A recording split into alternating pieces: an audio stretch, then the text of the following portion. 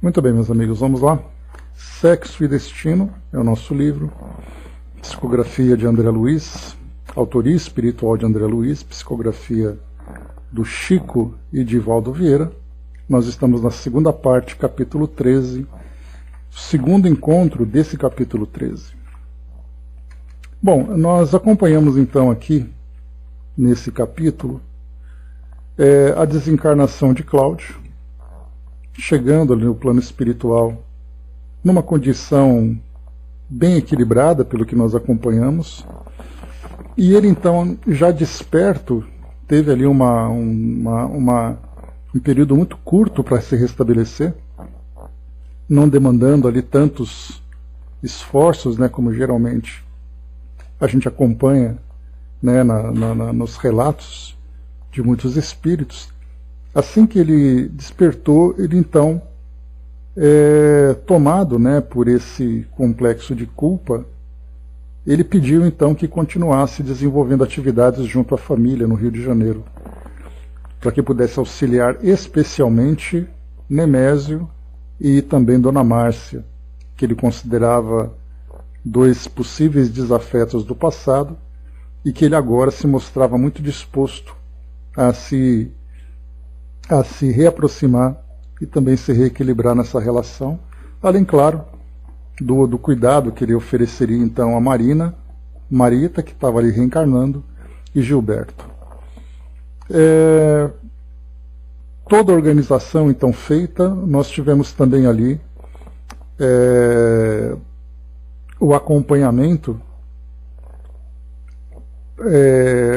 dos dois, né, de Marina e Gilberto, e ele então, visitando os dois que estavam ali naquela rotina já normal, inspirou Marina a lembrar de Nemésio para que pudesse se reaproximar, né, como agora na condição de sogro, e também o próprio Gilberto se reaproximar do pai.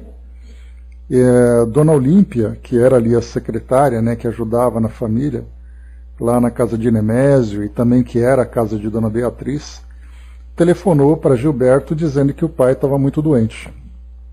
Eles então foram visitá-lo, com Cláudio na companhia, e também com André Luiz e com Moreira, e ele chegando lá então viu o estado em que Nemésio se encontrava, fazendo ali, né, um retrospecto, vendo que no momento em que ele tentava assassinar Marina, jogando o carro e atingindo a Cláudio, ele foi tomado de um remorso muito profundo, apesar do desequilíbrio em que ele se apresentava, naquele estado de loucura. Ele então sofreu um AVC, né, teve um derrame, ficando bastante incapacitado. E aí então, quando os dois jovens, Gilberto e Marina, chegaram até a casa dele e viram, né, que ele não estava bem, tomaram como providência levá-lo a um hospital para que ele recebesse o tratamento, e depois então que ele fosse levado para a casa dos dois, onde ele passaria a morar, vivendo, né, dentro dessa ironia do destino, morando no mesmo quarto onde Cláudio morava, que era ali então o seu desafeto.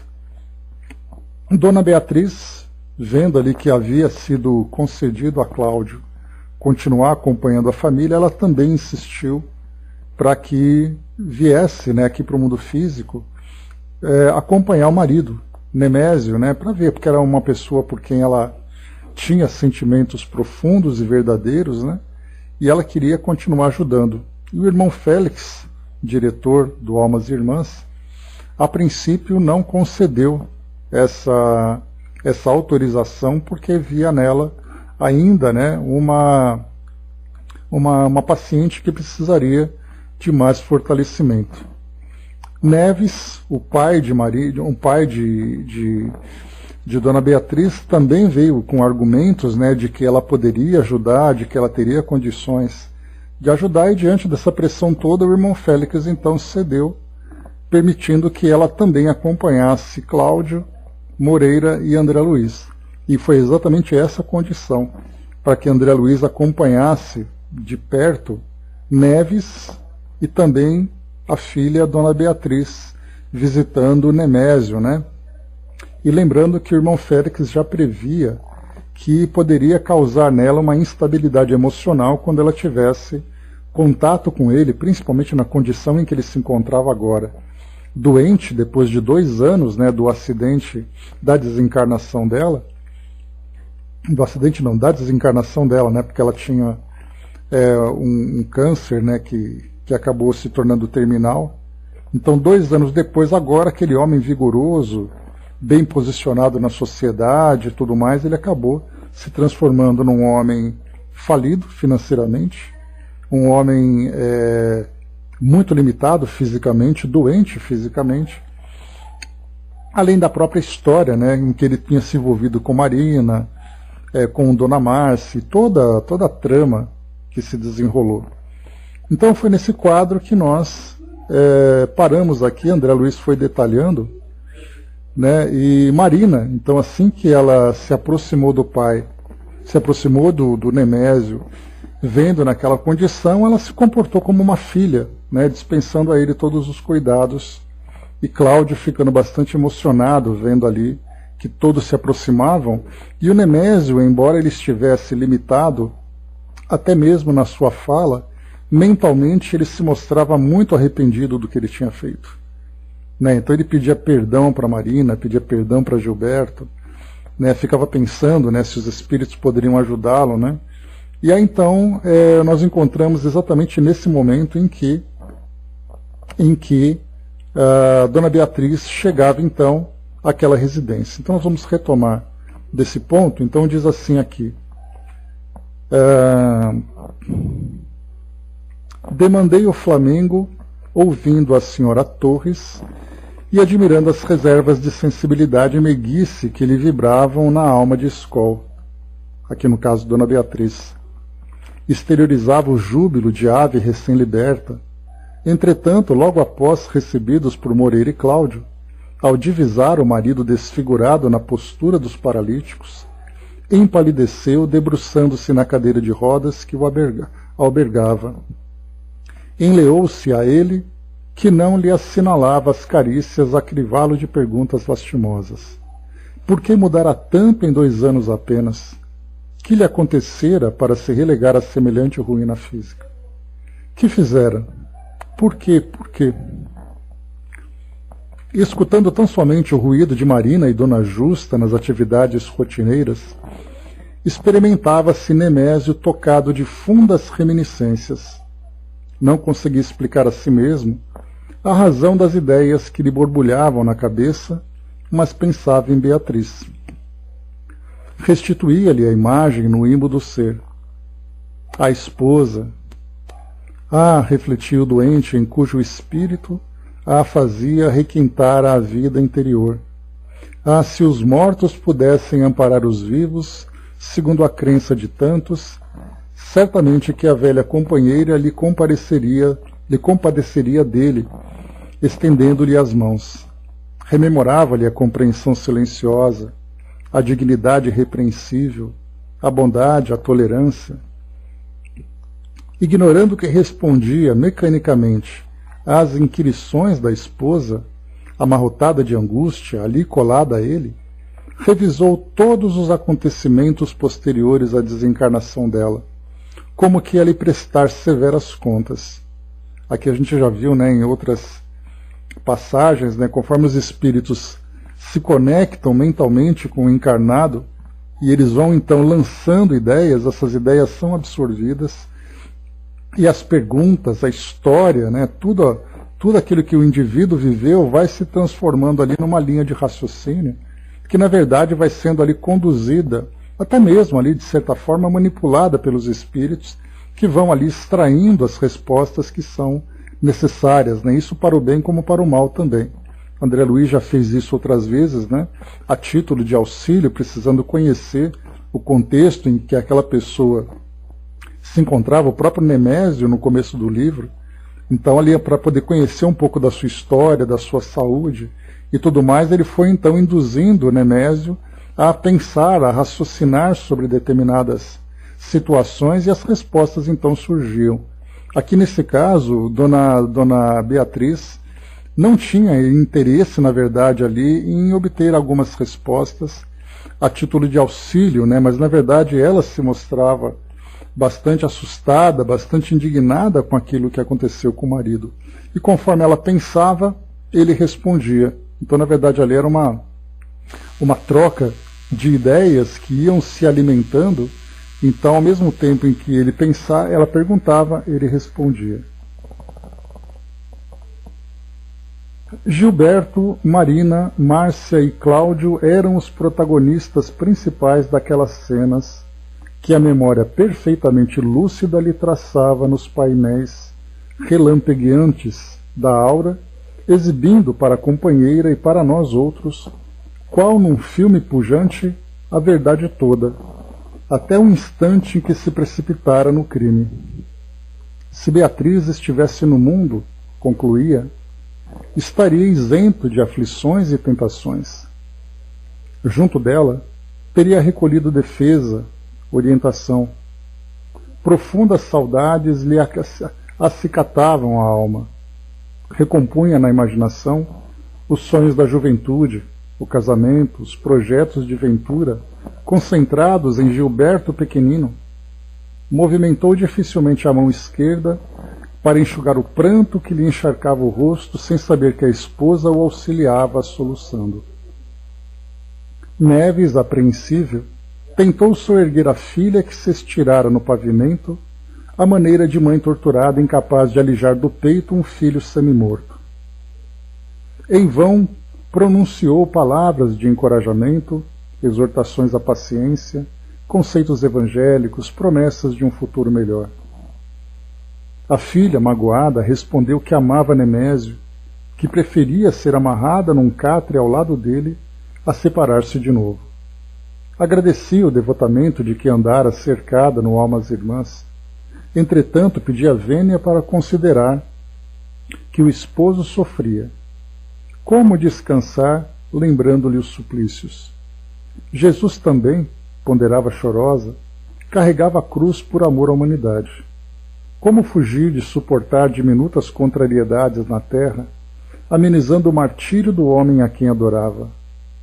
A doutrina cristã ensinara-lhe que Deus é um Pai compassivo e um pai compassivo não aprovaria ingratidão e abandono.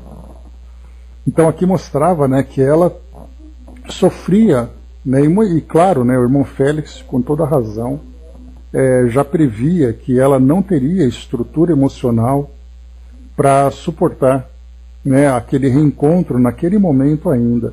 Da mesma forma também que nós vimos, né, André Luiz, lá no começo do Nosso Lar, quando então, lá em Nosso Lar, né, quando então ele decidiu que ele queria visitar a família e foi aconselhado que aguardasse um pouco mais. E aí então ele insistiu, foi concedido, ele se deparou com a família transformada numa outra configuração, com outras pessoas envolvidas, e ele rapidamente entrou em desequilíbrio, voltando, né, todas aquelas lembranças, aquele estado emocional que ele tinha, aquele estado psíquico que ele tinha quando ele se encontrava ainda preso àquelas regiões umbralinas, né? Então ali, aquelas orientações de que tem que aguardar o momento, aguardar ali o equilíbrio, o fortalecimento, a compreensão, para depois então retornar aqui ao mundo físico e começar a ter contato novamente com essa realidade, né, que foi deixada. Bom dia, Didima. Aqui então aconteceu exatamente a mesma coisa com Dona Beatriz. E aqui continua. O genitor, que não contava com imprevista resistência, disse-me a socapa que Torres pai nada fizera para merecer semelhante abnegação, e inclinava-se ao estouro, mas sugeri-lhe calma. Censuras agravariam a situação sem proveito. Interferi.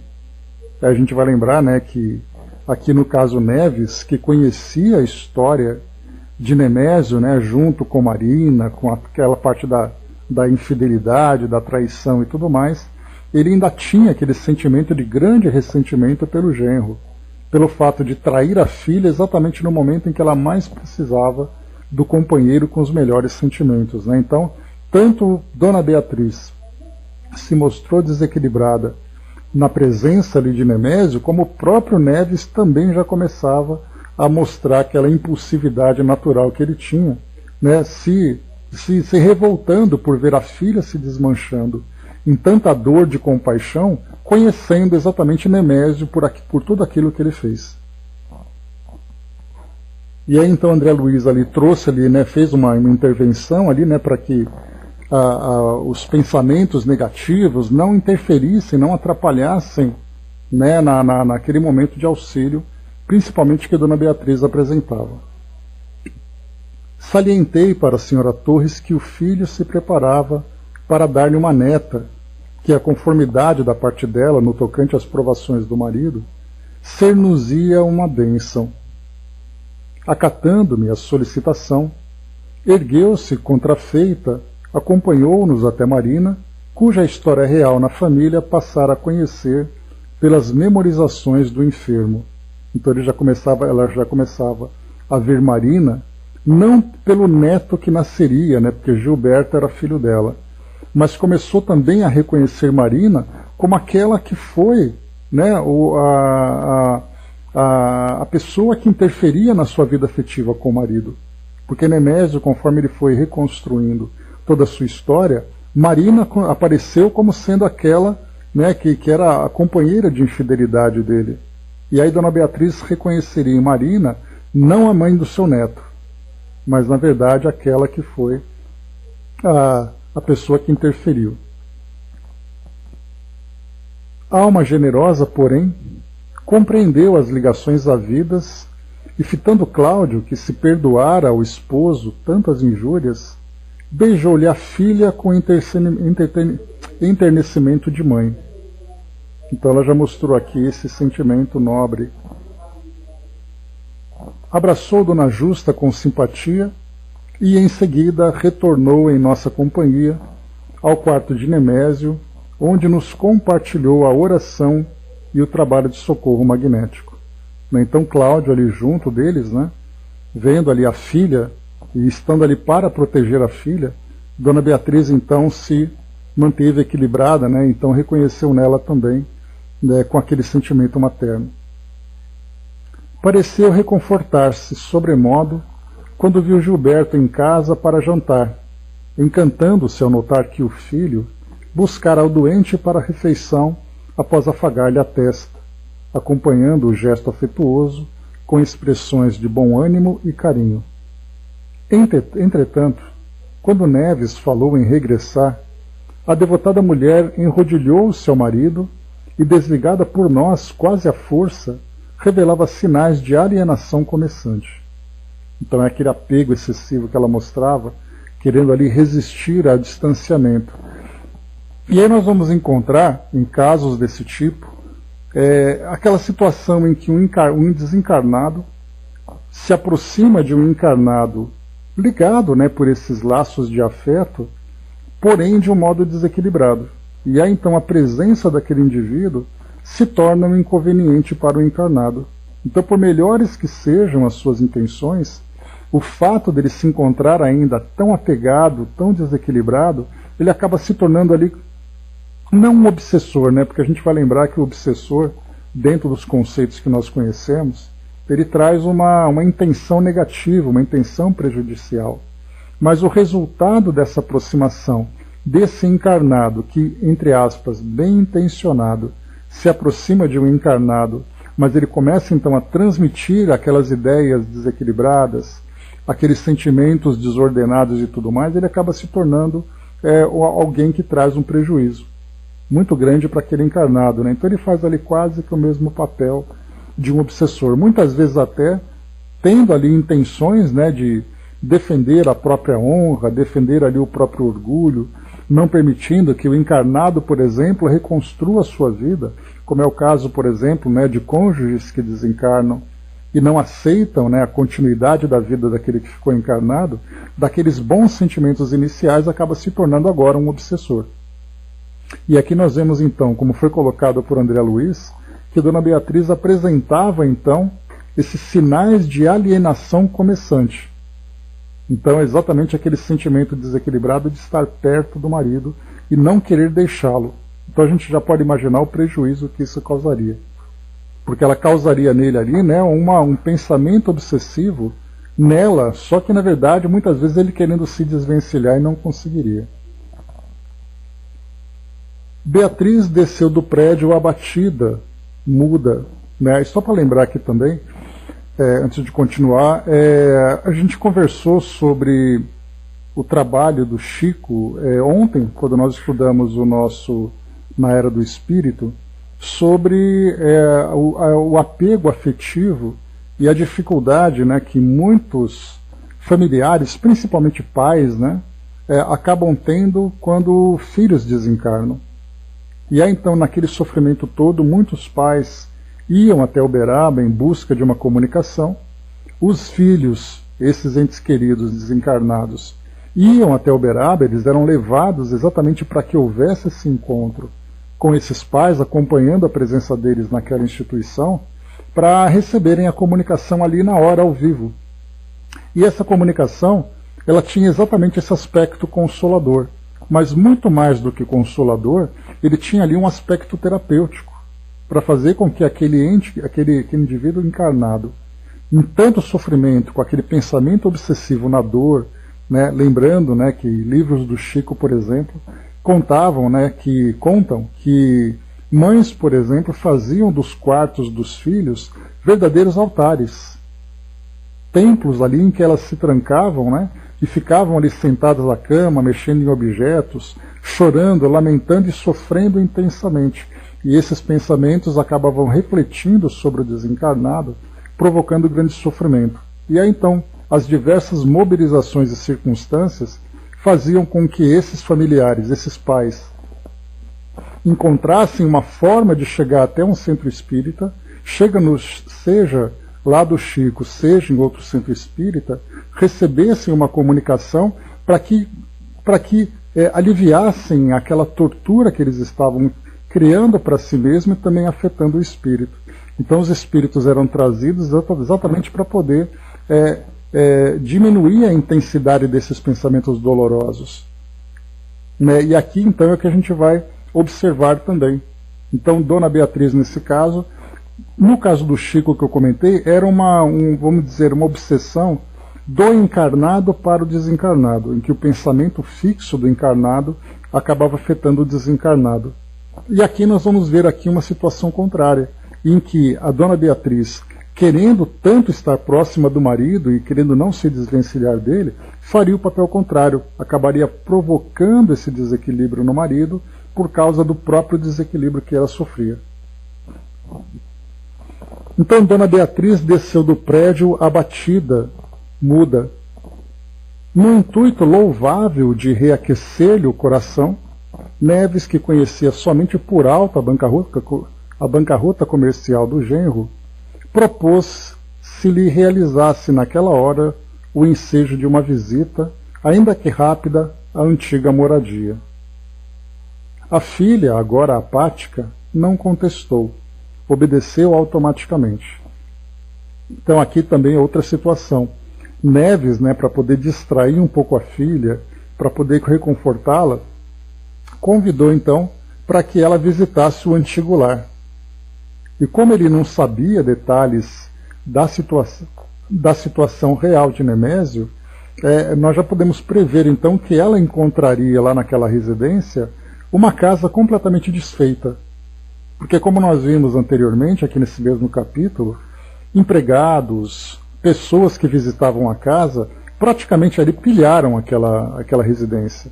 Levavam joias, ornamentos, decoração, objetos de valor. Então, quer dizer, estava numa verdadeira ali penúria, que representava exatamente o estado financeiro do próprio Nemésio. Então, ao voltar para aquela casa, já não era mais aquela casa acolhedora que ela viveu. Era, na verdade, ali uma sombra muito pálida daquilo que ela tinha vivido anteriormente. Mas Nemésio, por boa vontade, fez esse convite. Vamos ver então o resultado. A noite caíra de todo quando abordamos a vivenda que se lhe reduzira a um casarão às escuras. A lua plena semelhava-se uma lâmpada enorme que estivesse conscientemente recolhida à distância, envergonhada de apresentar à dona do palacete uma visão assim funesta. O genitor, arrependido da instigação infeliz, diligenciou recuar, mas não pôde. Dolorosamente magnetizada pelas próprias recordações, Beatriz avançou apressada à procura dos tesouros domésticos. Todavia não encontrou, nos lúgubres recintos, senão poeira e sombra do oásis familiar que construíra. Além de tudo, o elegante domicílio, condenado a leilão, transformara-se em valhacouto de malfeitores desencarnados, aos quais se reconhecia absolutamente sem forças para expulsar. A desesperada criatura correu de peça em peça, de susto em susto, de grito em grito, até que se arrojou de borco nos tacos da espaçosa câmara que lhe merecia a preferência, pronunciando frases desconexas. Beatriz enlouquecera. Então vimos aqui o efeito, né, das lembranças, o efeito do ambiente onde as pessoas acabavam vivenciando aqui no mundo físico, e agora, como desencarnados, voltam tendo ali, né, não apenas a influência do ambiente e a recordação da memória, né, mas a própria realidade que acaba provocando, né, esse transtorno todo. E foi o que aconteceu. Isso mostrou, então, desde a previsão inicial do irmão Félix, quando então já previa que ela não estava em condições de auxiliar nesse tipo de tarefa, como as próprias circunstâncias aqui do mundo físico seriam para ela gatilhos, né, de grande sofrimento. O que foi que aconteceu? A presença junto a Nemésio, que pela aparência dele já provocou nela aquele sentimento tão doloroso, a realidade que ele foi apresentando para ela da história que ele vivenciou durante esses 2 anos todos, e depois ali se deparando com o lar que ela vivenciava. E André Luiz ele foi muito feliz aqui nessa descrição, porque lendo esse parágrafo a gente pôde construir, né, na nossa imaginação exatamente esse cenário.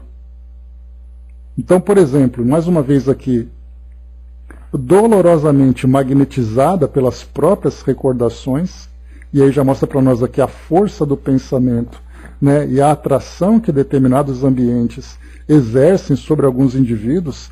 E aí a gente abre um parêntese naquele capítulo 8, se eu não me engano, lá do Livro dos Médiuns, que Kardec coloca lugares assombrados. E aí a gente vai pensar do lado nosso, quando nós vemos um espírito na condição de uma assombração, povoando aquele ambiente. Agora, olhando do outro lado, a gente vai ver a força magnética que aquele ambiente exerce para prender o espírito naquele local. Então não é porque o espírito quer estar lá, ele simplesmente não consegue se desvencilhar daquele lugar. E aí então a presença dele, né, e é aí que a gente vai entrar naqueles comentários que eu já fiz anteriormente com vocês, quando a gente falava sobre aqueles grupos aqui de encarnados que trabalham ali como caçadores de fantasmas. Então, para quem já assistiu esses programas na televisão, onde nós temos ali aqueles grupos de jovens interessados, né, em pesquisar sobre fantasmas, sobre assombrações, gostando, né, daquela adrenalina e tudo mais, pegam seus equipamentos e vão visitar locais considerados assombrados aí pelo mundo afora. Então nós temos, né, o Grupo Neblina aqui no Brasil, que visita, né, alguns locais aqui, né, como por exemplo, né, o Museu Imperial do Rio, o Castelinho, né, que são lugares considerados assombrados. Então eles vão fazer essas visitas, assim como também nos Estados Unidos, na Europa, onde eles visitam hospitais abandonados, manicômios, presídios, fazendas, hotéis e dentre outros tantos lugares. E aí então, a história desses grupos é instalar aqueles equipamentos, como câmeras infravermelho, microfone, medidores de temperatura, medidores de campo eletromagnético, sensores de movimento, tudo quanto é tipo de equipamento que é capaz de captar alguma coisa, algum tipo de oscilação de energias, né, por parte dos espíritos, e eles então se sentem muito satisfeitos quando registram a presença de um espírito. E aí no final de cada episódio eles apresentam então para aqueles, né, que fizeram os convites para que esses grupos fossem até esse local para fazer essa investigação, e no final eles trazem um diagnóstico. Realmente nós detectamos a presença de um espírito aqui nesse local. E aí então pegam toda a parafernália deles e voltam então ali para uma nova aventura. Então simplesmente detectaram a presença de um espírito naquele local. Então um hangar, por exemplo, onde aviões da Segunda Guerra, aquele farol abandonado, né, na beira de um penhasco, e esses tantos lugares, né? E aí então nós, como estudantes da doutrina, começamos a compreender que aquele espírito vinculado àquele local vai cair exatamente nesse trecho que nós lemos agora. Dolorosamente magnetizada pelas próprias recordações, Beatriz avançou apressada à procura dos tesouros domésticos. Nesses locais nós vamos então ver, dolorosamente magnetizados por esses locais, quantos e quantos são os espíritos presos a esses ambientes, que nós consideramos como os fantasmas, ficamos felizes em detectar a presença deles, mas sem conhecer exatamente a história e a dificuldade que esse espírito tem e ainda estar preso nesse ambiente. Então olha quantas ideias vão surgindo a partir desse entendimento da força magnética que um local, que um objeto, que um grupo de indivíduos exerce sobre um espírito que não consegue se desprender da realidade terrena dele. Ele está desencarnado, mas com a consciência plenamente encarnada, e não apenas encarnada, sofrida também. Dona Beatriz então, né? Todavia, não encontrou nos lúgubres recintos senão poeira e sombra do oásis familiar que construíra. Além de tudo, o elegante domicílio, condenado a leilão, transformara-se em vale-acolto de malfeitores desencarnados, aos quais se reconhecia absolutamente sem forças para expulsar. Então já fala também ali que naquele casarão, naquele palacete, né, que foi colocado aqui, na verdade ali era um antro de desencarnados, que aproveitavam as vibrações daquele local, o isolamento do local, para poder ali se tornar ali um habitat daqueles espíritos. A desesperada criatura correu de peça em peça, de susto em susto, de grito em grito, até que se rojou de borco nos tacos da espaçosa câmara que lhe merecia a preferência, pronunciando frases desconexas. Aqui talvez um quarto, um ambiente que ela tinha ali preferência, se jogou no chão, completamente transtornada com essa realidade nova com a qual ela se deparou. Beatriz enlouquecera, como trouxe André Luiz. Então, o efeito de um ambiente terreno para um espírito desencarnado que ainda se encontra vinculado magneticamente, afetivamente àquele ambiente. Brás colocou: acompanha um senhor que manipula TCI aqui em Brasília, mas esse já trabalha ajudando essa equipe espiritual de uma colônia que o ajuda a recolher, né? Então, nesse caso, né, Brás, a gente tem muitos trabalhos que são bastante valiosos, apesar, né, de nós termos uma ideia muito mais técnica do que caridosa, né? Porque nós temos médiums também que são caçadores de fantasmas, que vão nesses locais simplesmente para usar a faculdade mediúnica para detectar a presença deles, mas sem o intuito de realmente ajudar esses espíritos dentro das suas necessidades, né? Então nós encarnados ainda temos essa visão ainda muito mais preocupado com as sensações que isso provoca, né? Tinha um espírito perdido na Praça dos Três Poderes que pediu um uísque caro para beber. Pois é, ainda muito mais ligado ao mundo físico do que ao mundo espiritual. Postei-me de vigia, continuando aqui para nós, asserenando-a, enquanto Neves, desolado, recorria aos serviços de amparo urgente ligados ao Almas Irmãs em local não distante. O auxílio não tardou. No dia seguinte, enfermeiras especializadas colaboraram conosco por determinação de Félix. Mas somente depois de 4 dias sobre o incidente, logramos reentrar no instituto, reconduzindo-a dementada. Olha só o efeito que provocou sobre ela. 2 semanas de trabalho vigoroso e atenção constante se esvaíram infrutíferamente no lar de Félix, até que um dos orientadores da equipe médica recomendou a internação da enferma em hospital adequado, a fim de que se lhe aplicasse a sonoterapia, com algum exercício de narcoanálise, para que se lhe exumassem as recordações possíveis da existência anterior, com a cautela devida, de modo a que não se precipitasse em mergulhos de memória alusivos a períodos precedentes. O parecer foi acatado. Então André Luiz traz aqui para nós uma descrição de quais foram os procedimentos tomados para auxiliar Dona Beatriz depois desse rápido. Nós vimos aqui que foi um contato assim de algumas horas. Ela se encontrou com o marido, foi até a residência e aconteceu toda essa tragédia com ela. Então aqui nós vimos que ela foi encaminhada então, depois de 2 semanas tentando fazer com que ela se recobrasse o equilíbrio e não teve sucesso. Porque a gente lembra que ela começou a entrar nesse caso aqui num processo de auto-obsessão. Porque foi a decepção da realidade que ela encontrou, a decepção de ver o marido naquela condição, a decepção de ver o lar que foi construído por ela, com tanto carinho, né, com tanta afeição, vendo simplesmente ali destruído. Então ela entrou nesse processo de auto-obsessão e nada seria possível fazer com que ela mudasse isso sem que houvesse uma terapia mais específica. Então foi recomendada a internação em hospital adequado e que fosse aplicado a sonoterapia.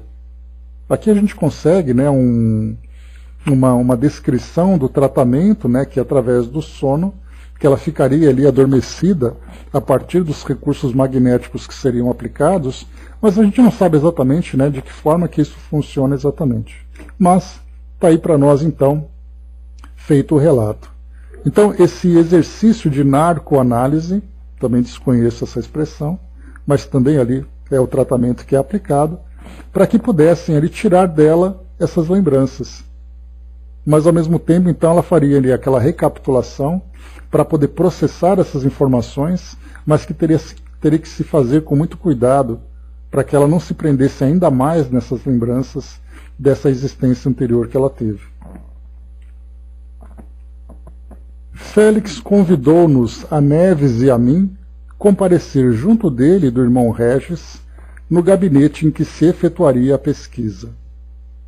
No momento indicado, ao pé de Beatriz, que dormia num leito, cujo travesseiro se achava munido de recursos eletromagnéticos especiais, permanecíamos, Félix, o irmão Regis, o distinguido psiquiatra que aventara a medida, acompanhado de 2 assistentes, o chefe do arquivo do Almas Irmãs, Neves e eu, ao todo 8 companheiros, observando a paciente, sendo forçoso explicar que as autoridades ali reunidas dispunham de aperfeiçoado sistema de comunicação para consulta rápida às repartições a que se mantinham vinculadas. Então a gente vai falar aqui sobre a estrutura, a infraestrutura dessa instituição, os recursos de que eles dispunham, né, para poder auxiliar um paciente nessa condição, né, de interno, né? Então a gente vai ver aqui, né, são detalhes dos trabalhos que os espíritos fazem. Félix circunspecto, Neves sob nervosismo, os médicos diligentes e nós outros em expectação. Iniciada a experiência, Beatriz, denotando voz e maneiras diversas das que lhe eram habituais, revelou-se num ponto indeterminado de existência anterior, reclamando contra uma certa Brites Castanheira, mulher a qual imputava os infortúnios que lhe devastavam a alma. Então a gente está vendo aqui, né, uma terapia de vivências passadas, em que foram buscar nos arquivos da memória dela exatamente ali as lembranças de existências anteriores, para lembrar exatamente do porquê dela se comportar daquela forma tão intensa, tão impulsiva, diante de uma visita que ela fez de algumas horas. por que aquilo tudo desencadeou, né, tamanho transtorno para ela. Então era preciso fazer essa volta ao passado para poder entender as origens de tudo isso, né, que é exatamente aquilo que a gente vem observando na nossa ciência atual, em que se tratam os sintomas sem conhecerem de fato as causas verdadeiras, principalmente quando nós falamos das psicopatologias. Então, Brites Castanheira, uma mulher a qual imputava os infortúnios que lhe devastavam a alma. Pelas considerações amargas, via-se que o analista esbarrara com expressivo foco de exacerbação, facultando-lhe fácil penetração nos domínios recônditos da mente. Prevalecendo-se disso, o médico indagou onde conhecera Brites, em que época e em que circunstâncias. Beatriz, sempre em sono provocado, replicou que para isso precisaria lembrar da juventude, e, devidamente estimulada, elucidou que nascera no Rio em 1792 e se chamava Leonor da Fonseca Teles, nome que lhe adviera do homem com quem se consorciara em segundas núpcias. Então nós estamos aqui. André Luiz traz para nós esse relato no final da década de 1960. Então ela recordou aqui 200 anos no passado. Praticamente ali, né? 180 anos praticamente, né? Informou haver nascido na rua de Mata-Cavalos, numa casa singela em que vivera descuidosa meninice. Em 1810, porém, modificara-se-lhe o destino. Desposara um rapaz português, de nome Domingos de Aguiar e Silva, que se demorava no Brasil em serviço do Duque de Cadaval, da corte de Dom João VI. Dessa união tiveram um filhinho que recebera o nome de Álvaro em 1812. O marido, no entanto, falecera prematuramente no caminho do Boqueirão da Glória, quando se responsabilizava pela condução de alguns potros bravos adquiridos para as cocheiras reais. Referiu-se com gratidão às manifestações de estima com que se vira brindada por personalidades influentes da época e as promessas articuladas em favor do pequenino que ficara órfão. Viúva aos 22 anos de idade, foi requestada por rico ourives que montara estabelecimento na Rua Direita, Justiniano da Fonseca Teles, moço mais velho que ela, apenas 3 anos, cuja proposta de casamento aceitou. Alegrara-se por verificar enteado e padrasto em abençoada camaradagem.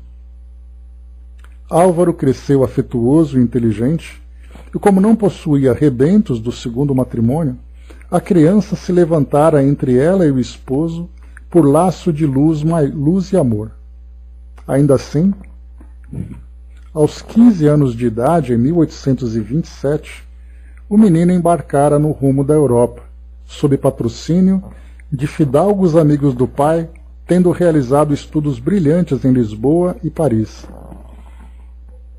A magnetizada narrava sucessos da época, exteriorizando impressões acerca de pessoas, coisas, realizações e ocorrências, qual se trouxesse a imaginação recheada de crônicas vivas. Aqui também vale um comentário que quando o espírito desencarna, a sua última personalidade é aquela que exerce naturalmente sobre ele a maior influência. Então o espírito, para se recordar de existências anteriores, ele precisa dessa ajuda para fazer essa revista na sua própria memória, na sua própria história. E aí a gente lembra, né, que quando Emmanuel escreveu há 2000 anos, 50 anos depois, nós podemos imaginar qual foi o esforço que ele teve que realizar e o auxílio que recebeu também para se lembrar dos detalhes de uma existência que datavam de quase 2000 anos. Principalmente, muito mais do que o tempo, das dificuldades que enfrentou naquela época, principalmente como nós conhecemos, de um espírito que conviveu com Jesus e desprezou Jesus. E aí então não é apenas você recordar o seu passado, é você ter equilíbrio suficiente para lidar com essas lembranças. E aqui nesse caso nós estamos vendo esse trabalho terapêutico sendo feito para que Dona Beatriz relembrasse do seu passado, para entender exatamente do porquê da sua condição atual. Diz que volta até 3.000 anos na memória espiritual. Olha, Brasil, eu acho que o tempo que um espírito volta no tempo vai de acordo com a sua necessidade. Agora, eu vejo assim que tempos muito pregressos assim são muitas vezes inúteis para que o espírito relembre, né? Porque a gente vai lembrar que o que nós vivemos há 3.000 anos. Éramos indivíduos muito primitivos, eram indivíduos muito sem valores desenvolvidos, com uma inteligência precária. A gente vai ver aqueles homens, né, de quase que primitivos ainda, tão embrutecidos, que para nós não vai trazer nenhum acréscimo. Então eu acho que são raras as ocorrências em que se busca num passado tão distante, né? Pois é, ele traz de volta. Né? Ele traz de volta tudo aquilo que ele viveu no passado. Então, na verdade, assim, a gente percebe que essas terapias que são feitas, elas buscam assim elementos pontuais. No caso dela, por exemplo, foi buscado nessa última existência, aqui de Dona Beatriz, para entender exatamente as relações que ela tinha com essas personagens da sua última encarnação. Então foi buscada na anterior. Agora, quando a gente vai buscar lá atrás, né, eu, por exemplo, posso dizer para vocês que tenho uma curiosidade muito grande de conhecer, vamos dizer assim, a minha genealogia espiritual. Qual é a encarnação mais antiga que eu posso lembrar? E a pergunta seria, para quê? Só por curiosidade? Aí, no caso, a gente traria muito mais dificuldades e problemas do que alguma coisa produtiva, porque a gente mexeria com lembranças que foram adormecidas, que foram esquecidas, exatamente para que a gente pudesse ter essa liberdade de evolução. Então, se lembrar do passado, sem que tenha um motivo produtivo e que tenha o auxílio adequado, vai ser certamente para nós ali um grande transtorno. Dudu trouxe para nós aqui, né? O tempo é o tempo de cada tempo, pois esse tempo não agrega em nada se esse irmão não evoluiu com suas vidas anteriores. É só um tempo. Né? Obrigado pela participação. Então a gente vê exatamente isso, né? O tempo, a gente vai passando, a gente vai evoluindo, e o objetivo é sempre olhar para frente e sempre progredir. Se tiver que parar e olhar para trás, que tenha um motivo que seja produtivo. Porque do contrário, a gente vai realmente se deparar com uma condição primitiva nossa que não vai trazer nada de produtivo. Imaginemos nós, há 3.000 anos, como foi a nossa vida tão embrutecida, de que modo que nós matamos e de que modo que nós morremos. Porque ali são pequenos elementos que vão sendo agregados assim na nossa personalidade, na nossa evolução, para que nós chegássemos até hoje. Mas em cada encarnação foi sendo trazida ali uma nova experiência, difícil, uma experiência construtiva e tudo mais, mas no meio de tudo isso, né, separar o joio do trigo, digamos assim, daquilo que nós vivemos anteriormente é muito difícil. Então voltar para o passado e se lembrar só de coisas boas é uma ilusão da nossa parte, né? Porque se é para lembrar de tudo, né? Sofri uma regressão espiritual e voltei na Inconfidência Mineira. A cena era real, o local era real, mas valeu uma letra. Mas me custou muito caro, né? Pois é, né, Brás? O tempo que deve ser buscado é aquele que vai ajudar o presente, né? Bem lembrado, Angelina. Né? Obrigado também. Então, ou seja, né, tem realmente é uma boa condução, e nós temos hoje, né, até uma discussão dentro da própria doutrina, se tem validade a terapia de regressão de memória. Né? Então hoje nós temos ali, eu já presenciei debates calorosos entre grupos de estudantes espíritas, vendo ali se é válido, se não é válido e tudo mais, para poder ter algum proveito. Né? E hoje nós temos, né, a própria psicologia com terapeutas de vivências passadas que auxiliam muitas pessoas com transtornos, com dores, com fobias. Mas é assim, procura aquele ponto que é o gatilho, trabalha-se esse ponto a partir de uma terapia que é indicada, né, de uma técnica terapêutica, e depois volta para o presente. Agora, quantos são aqueles que gostariam de conhecer a sua história pregressa, né? Eu queria saber quem eu fui em tal época, o que eu estava fazendo em tal década, em tal século. Para que exatamente? Né? Então, por isso, tudo tem que ter realmente um propósito. E é aqui que nós estamos vendo, então, eles sondando, que nós vimos aqui a quantidade de pessoas que estavam envolvidas nesse processo, né? Irmão Félix, nós tínhamos ali médicos, nós tínhamos ali outros técnicos, todos ali acompanhando detalhadamente essa descrição que ela trazia. O único tempo que me interessa é o presente. O passado já não estou mais lá. E o futuro ainda não cheguei, né? Então, devagar e sempre, né, Chaconete? Então aqui, a magnetizada narrava sucessos da época, exteriorizando impressões acerca de pessoas, coisas, realizações e ocorrências, qual se trouxesse a imaginação recheada de crônicas vivas. Confidenciou que o filho regressara em 1834. Para ela e Justiniano, a casa transformara-se de novo num mar de rosas, até que certa noite... Diante das reticências, o irmão Félix, visivelmente comovido, solicitou que o serviço de análise se detivesse nas possíveis recordações da noite mencionada. O orientador da pesquisa atendeu. Então viram ali que foi nessa certa noite, após o retorno do filho de Portugal, lá da Europa, né? Portugal e França, naquela noite aconteceu alguma coisa que acabou provocando esse transtorno todo nas existências futuras dela. Ou na existência futura dela, né? Então por isso eles vão se concentrar exatamente naquele ponto. Beatriz franziu a testa, patenteando o sofrimento de quem esbarrava com uma ferida no próprio corpo, sem meios de extirpá-la, e respondeu descontente. Devo explicar que Brites era casada com Teodoro Castanheira, rico negociante que morava na Rua da Valinha. Ambos moços com uma filha única, Virgínia, pequenota de 11 anos. Embora eu tivesse ultrapassado aos 40, junto de Brites, que ainda não alcançara os 30, queríamos-nos intensamente, enquanto que os nossos maridos nos copiavam a afeição com a mesma diferença de idade. Eles unidos pelos negócios, nós pelos sonhos caseiros. Continuou. Na noite em que comecei a mencionar, meu esposo e eu apresentávamos Álvaro à sociedade, num sarau do comendador João Batista Moreira, na Pedreira da Glória.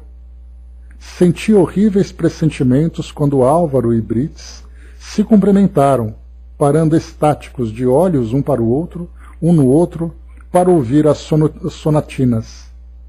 Debalde inventei motivos para retirar-nos cedo. Voltamos tarde com o rapaz, devaneando. Supunha impossível que ela fosse casada e mãe de uma filha. Ou seja, né, ela mais velha e ele um garoto ainda, né? Parecera-lhe simples menina de salão na graça de que se enfeitava. Fiz quanto pude para evitar o desastre, mas o destino... Ambos tomados de paixão recíproca, iniciaram-se em passeios, voltas pelo Morgrulho e brincadeiras na praia de Botafogo, excursões de cabeça para a fazenda do Capão, passeios para lá da Muda da Tijuca. Isso tudo acontecia pacificamente, até que Teodoro os descobriu juntos num quarto do hotel Faroux.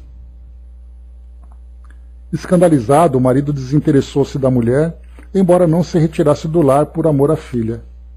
Mas mesmo nessa posição, cortejou a menina Mariana de Castro, a que chamávamos Naninha, jovem de bons costumes, que residia com os pais na Rua do Cano.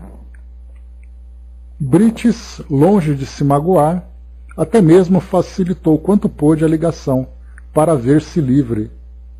Naninha acabou cedendo às escondidas, mas enjeitou 2 filhos do comerciante nas portas da misericórdia, como é do conhecimento do público. Aqui a gente vai lembrar, né, de portas da misericórdia, que eram aqueles asilos, né, aqueles conventos que tinham no passado, quando as crianças eram deixadas, né?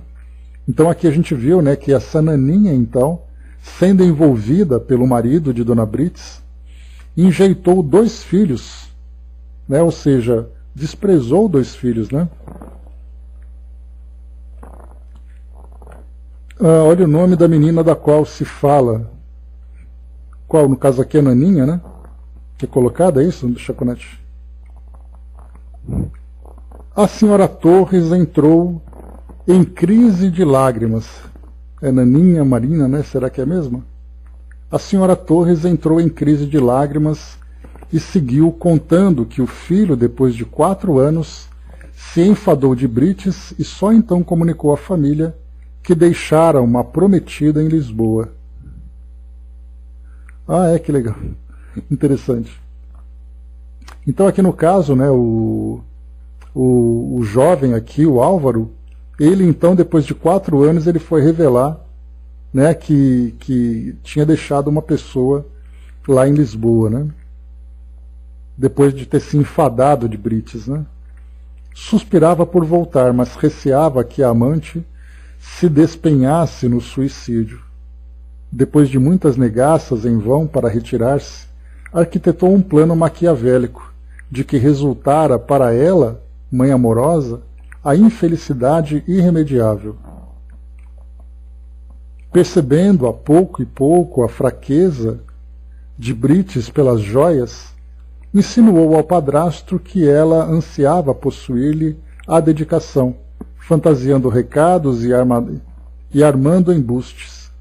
Justiniano, vencido pelas sugestões do enteado, pôs-se em ação, conseguindo impressionar Brites com presentes raros, até que no primeiro encontro, forjado pelo próprio Álvaro, interferiu ele na cena, assumindo o papel de companheiro trajado, afastando-se, enfim, para Portugal, deixando várias tragédias em andamento. Então aqui também algo interessante, né? Porque para ele, aparentemente, Álvaro, o jovem, depois dele ter armado, né, esse flagrante para poder se ver livre de Brites, ele então foi embora para Portugal para cuidar da vida dele lá, para reencontrar aquela que ele tinha deixado. Como foi colocado por André Luiz, essas tragédias de andamentos, exatamente ali são as consequências daquilo que ele provocou. Então, quantas vezes, né, lesões afetivas, situações que são criadas, são provocadas por alguém que depois então abre mão disso tudo para viver ali uma outra vida, deixando para trás todas as pessoas que foram envolvidas em tantas situações. E essas situações vão evoluir e vão se desenvolver. Então aquele indivíduo vai dizer, olha, mas eu não tive nada com isso. Mas aí quando faz um retrospecto, percebe que a semente lançada num determinado período, ela floresceu, deu seus frutos amargos e acabou envolvendo todos aqueles que estavam ali. E isso vai acontecer, a gente lembra, a curto, a médio ou a longo prazo. Que nós temos tragédias, por exemplo, que acabam, digamos assim, explodindo na atualidade, que foram semeadas numa existência anterior, onde um desequilíbrio foi causado lá atrás. E aqui é o que a gente está vendo agora também, né, Dona Beatriz? Fazendo esse retrospecto numa existência de quase 200 anos, percebeu que lá atrás uma situação se iniciou e que agora, na existência de todo o grupo, todos eles estão vivendo as consequências. Então a gente vê que essas tragédias de andamento, ela pode andar de um modo muito rápido, de um modo agudo, ou ela pode se desenvolver de um modo crônico, em que vai gradualmente ali sendo alimentada, vai se agravando, até que ela culmina numa situação explosiva. O golpe infundira na senhora Castanheira uma nova personalidade. Então Brites, aqui depois de ter sido relegada por Álvaro, depois de ter se envolvido e tudo mais, acabou desenvolvendo essa nova personalidade. Convertera-se em pavorosa mulher, calculista, cruel. Nunca mais se lhe vira um gesto de piedade. Metamorfoseara Justiniano num homem de sexualidade pervertida, extorquindo-lhe dinheiro e mais dinheiro, até o ponto de entregar-lhe a própria filha Virgínia, que atravessara os 15 anos de idade, vendendo-a ao amante, homem já velho, para senhorar terras e haveres. Ainda assim, não contente com os próprios desvarios, desencaminhava moças de nobre formação, atirando-as no prostíbulo, estimulava infidelidades, vícios, crimes, abortos.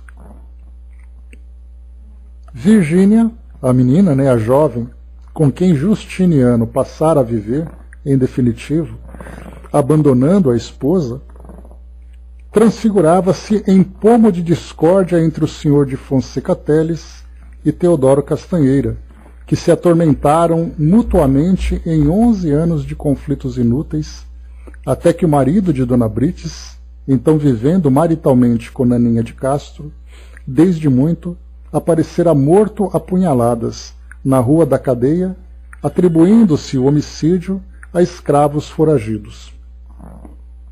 Naninha, porém, não ignorava que Justiniano fora o mandante e tramou de esforço.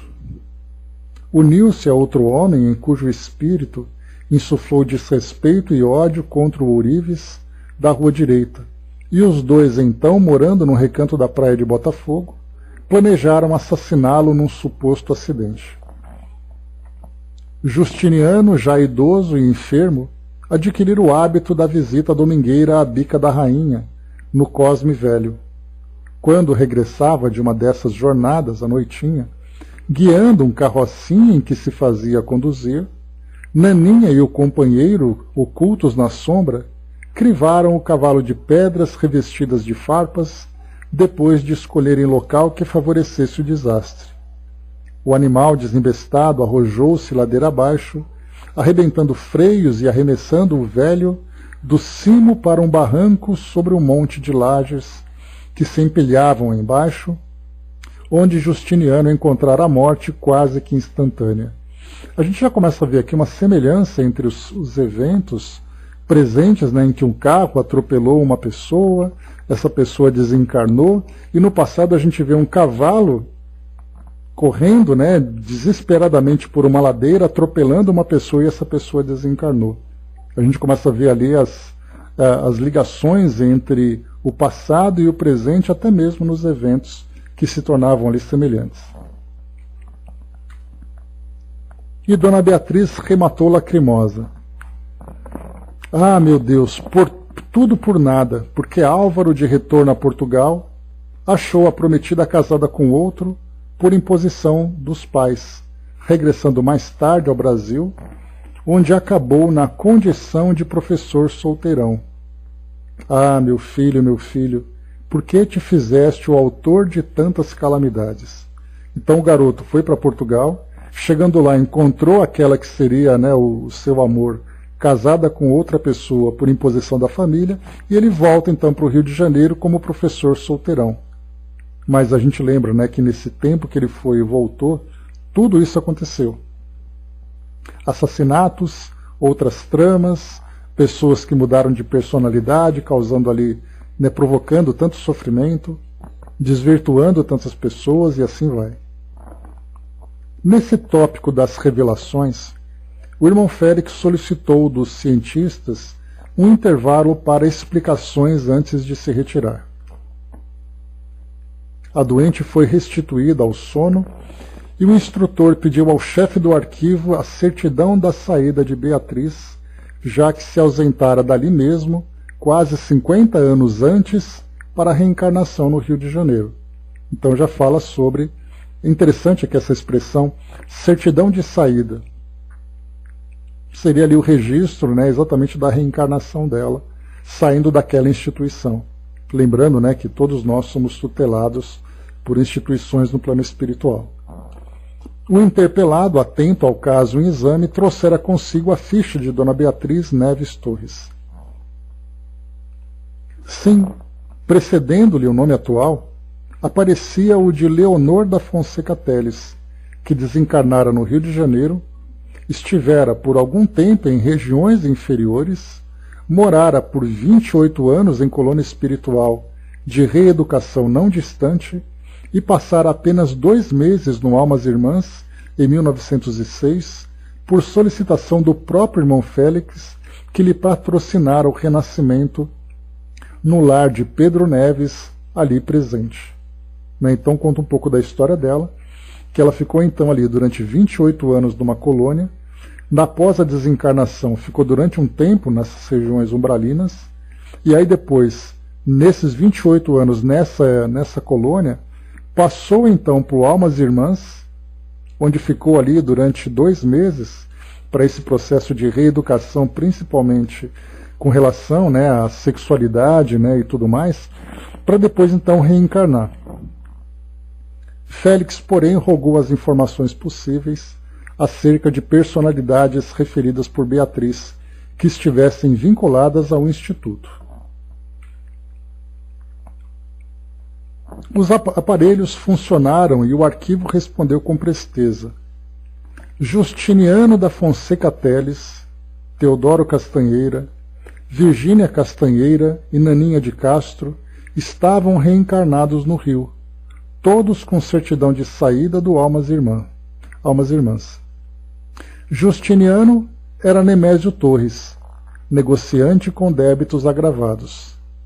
Teodoro Castanheira apresentava-se com o nome de Cláudio Nogueira, já desencarnado, mas ainda em serviço na terra com melhoras sensíveis.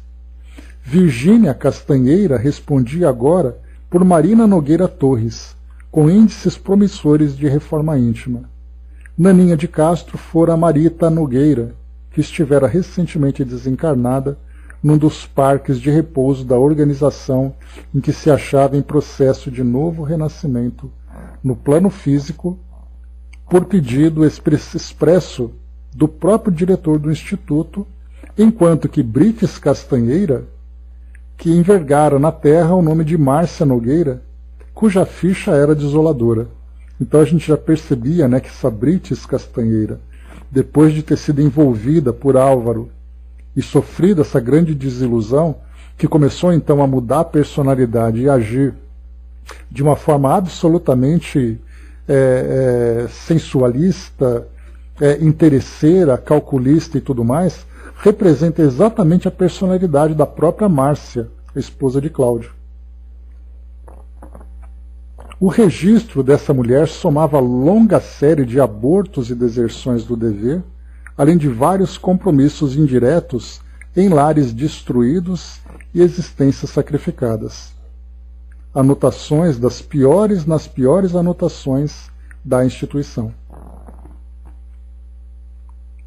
Um dos médicos presentes, talvez empolgado com o depoimento de Beatriz, indagou por notícias de Álvaro, o jovem, né? O arquivo elucidou que Álvaro de Aguiar e Silva não possuía atestado de saída para a reencarnação pelo Almas Irmãs. Achava-se apenas cadastrado no departamento de queixas. Estranho aqui, né?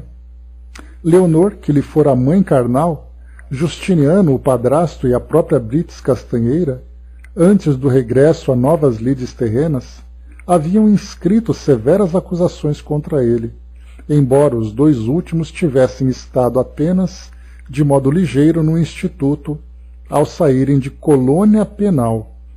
Então aqui a gente vai desenhando no plano espiritual colônias, departamentos, processos e procedimentos, né, que vão mostrando para nós a complexidade do que é a nossa relação com o plano espiritual, a preparação para uma reencarnação. Então, muito mais do que uma logística que a gente vai analisando, né, onde você vai reencarnar, em que condições, com quem, quais são os seus projetos, ainda tem lá em cima no plano espiritual, né, um registro sobre a sua história, o seu envolvimento com outras pessoas, e tudo isso então vai somando nessa grande teia que vai sendo desenhada para cada um de nós aqui quando nós reencarnamos. Então a gente vê facilmente que não é apenas você reencarna por acaso, mas é tudo muito bem detalhado e também ali amarrado com outras situações. Para a gente poder finalizar, o irmão Félix perguntou se constava dos apontamentos de Márcia algum gesto nobre. Pois é, para puxar a capivara nossa, vai ser um drama, hein? O irmão Félix perguntou se constava dos apontamentos de Márcia algum gesto nobre, por onde se ensaiasse eficiente auxílio a ela. Constava sim, aclarou a repartição competente. Um dia empenhara-se com os melhores impulsos maternais a garantir o casamento digno à filha enferma. É no caso de Márcia, né, quando ela então procurou envolver Gilberto, fazendo com que ele se reaproximasse da filha Marina, né? A gente lembra dessa passagem. O instrutor, então, conjugando dignidade e modéstia, levantou-se e, arrastando-nos com valorosa humildade de que dava testemunho, participou-nos que Álvaro de Aguiar e Silva e ele eram a mesma pessoa, o mesmo espírito que ali se erguia diante de Deus e diante de nós, num julgamento em que a consciência lhe exigia implorar voluntariamente a reencarnação, a fim de se colocar ao encontro de Brites, então na personalidade da viúva Nogueira. Esforçar-se-ia na regeneração de si mesmo e dar-lhe-ia a existência, já que se reconhecia o verdugo, categorizando-a por vítima. Um raio não nos fulminaria com tanta força. Então a gente viu ali que o irmão Félix, que durante toda essa trajetória que nós acompanhamos até aqui, estava ali muito atento a cada uma daquelas personalidades, acompanhando Cláudio, acompanhando Marina, Marita, Dona Márcia, Nemésio, Gilberto, ele então atento a todos, já alcançando essa condição mais elevada, depois ali de quase 200 anos, ele próprio tinha sido o pivô de todo esse desequilíbrio, provocado exatamente ali por suas ambições e por seus interesses, né, sensualistas, digamos assim.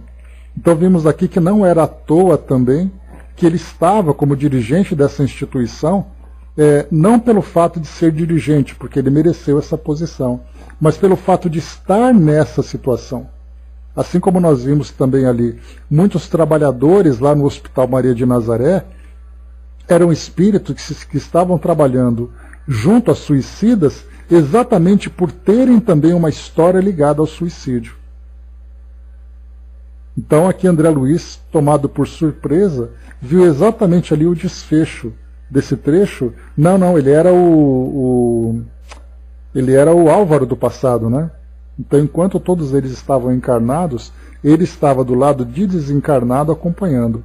Então, Nemésio, Cláudio, Marina, Marita e Márcia, todos eles foram identificados. Só Gilberto que eu não vi aqui até agora, por enquanto. Mas a gente vê, né, veremos ali em breve. Deixa eu ver aqui onde nós paramos, então. Bom, deixa eu ver, falta aqui uma página, 2 páginas. Faltam aqui 2 páginas e um pouquinho, então, mas não vai dar para a gente terminar agora não.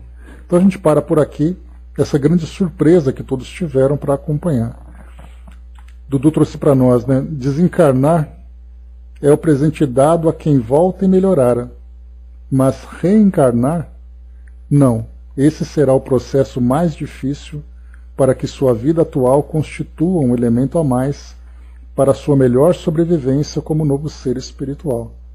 Né? Então, exatamente, né? A desencarnação é uma coisa, a reencarnação é outra. A desencarnação, cada um ali vai colher o que semeou durante a sua trajetória. Né? Então ele vai desencarnar naquele pensamento tal vida, tal morte. Né? Agora, a reencarnação, ela já é um processo que traz um planejamento a longo prazo, né, de uma série de tarefas, de compromissos que o espírito assumiu durante toda a sua história, né, principalmente a história recente. Então a reencarnação realmente se mostra para nós como esse processo muito mais complicado. E isso faz com que a gente valorize muito mais a nossa própria reencarnação, né, sabendo que não estamos aqui por acaso e as nossas condições também não são condições casuais, né, mas são muito bem detalhadas e muito bem planejadas. Mas é isso, pessoal. Fechando por aqui então o nosso estudo de hoje.